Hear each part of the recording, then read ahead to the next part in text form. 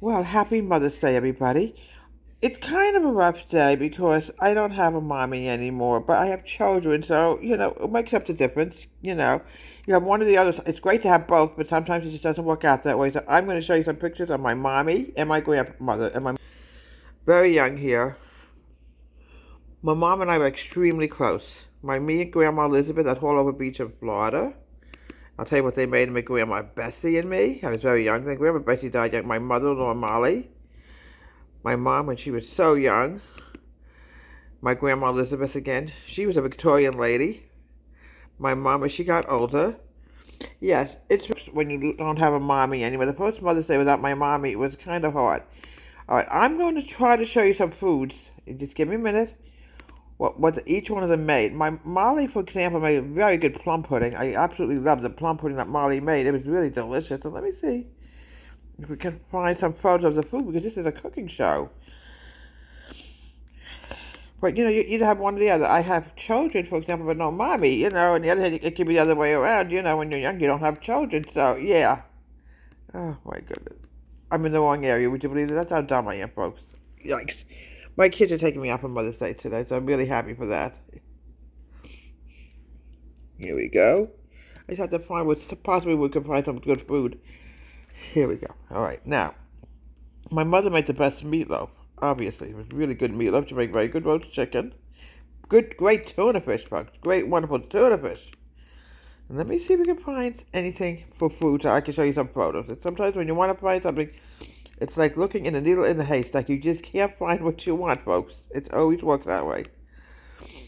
Oh, here we go. Okay, my grandma Elizabeth, devout baker. The best pie crust you can imagine. It was delicious and yummy. Oh, well, her food was fantastic. Cream cheese cookies, coconut custard pie. Butter cookies was her specialty. Cream cheese cookies was another specialty. This is Grandma Elizabeth's fine china, 100 years old, folks, at least. Strudel. Coconut cream pie she made. You name it, she baked it and she cooked it. And sometimes she even made fudge. Crepes was one of her specialties.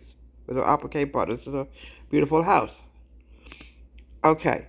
Let me see what else we can find. What they made. My mom made very good meatloaf. I can tell you that. Her meatloaf was fantastic. Come on now. Let's see what else we can find. Okay, I wouldn't be alive if it wasn't for great grandmothers either. Let me tell you something. My great grandparents made very good food. Let me tell you something. Strudel, everything was homemade, and I'm telling you, food tasted so delicious when our grandparents made it. Okay, my grandma Bessie made the best chocolate pudding cake you can imagine. Oh, it's delicious and yummy, folks. You have no. All right, here's fine china. They get over 100 Victoria days. Okay, let me see what else we can find. Okay, my mother-in-law Molly, excellent plum pudding. When lived, he had Molly's plum pudding. It's delicious. Always served him on the holidays.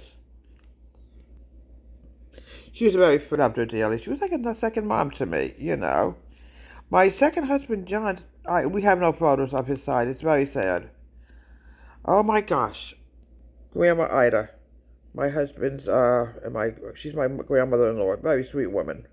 She lived to be 100 years old. Let me tell you that. Really old lady. Another picture of chocolate pudding cake they specialized in on Sunday night when we went there for spaghetti. Butter cookies. I showed you just wonderful ground walnuts and sugar. It's delicious and yummy. Let me see if we can find anything else. Oh my goodness. Grandmother Caroline. Ah, it's really wonderful how you can save photos of your grandparents, folks. You have no idea. I'll show you another Grandma Bessie. Very, very, very young. Here we go. Me and Grandma Elizabeth are sitting at Haulover Beach. The apple pie was fantastic. Mom and Dad fishing. My mom loved to stand next to my dad. They're buried together. Doilies. My grandmother used to make doilies. She was very Victorian. There was something I like to make. Is there anything else? Close up Victorian lady. Always wore a dress. I'm telling you, Victorian. One of a kind. We wouldn't be here today without our grandmothers and without our mommies. I'm just letting you know. Unfortunately, I don't have any pictures. I do have pictures of my mom's meatloaf, but it'll probably take me too long to find it. So I'm not even going to bother looking for it. But they were wonderful, wonderful mommies. I mean, I miss them so much. They're all in heaven, and it's, Mother's Day can be rough on some people, so we need to be a little more sensitive to some people who don't have either mommies or children. For example, Father's Day is coming up in a couple of weeks, and no fathers. Even Johnny's no longer with me. From Deborah's Home Country Kitchen, happy Mother's Day to all you mommies in heaven and mommies that are still living. Have a great day.